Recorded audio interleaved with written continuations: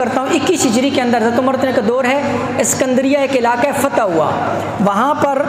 حضرت عیسیٰ علیہ السلام کا ایک مجسمہ اسٹیچو لگایا ہوا تھا عیسائیوں نے، تو ایک مسلمان مجاہد نے، سپاہی نے تیر سے مارا، اور وہ جو تصویر تھی چونکہ اسلام کے اندر منع، اس تصویر کا جو ہے نا حضرت عیسیٰ علیہ السلام جو انہوں نے نعوذ باللہ وہ شکل بنائی تھی، آنکھ کے اوپر تیر لگا اور آنکھ کو پھوڑ دیا۔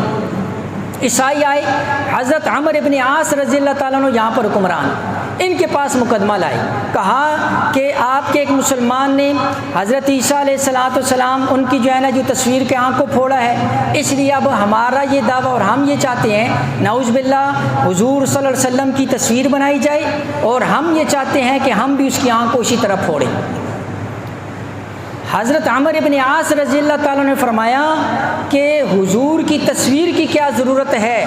ہم سب مسلمان یہاں موجود ہیں، تمہارا جس کا دل چاہتا ہے اس کی آنکھ کو پھوڑ دو۔ اور کتابوں میں لکھا ہے حضرت عمر ابن عاص رضی اللہ تعالیٰ نے ان کو خنجر دیا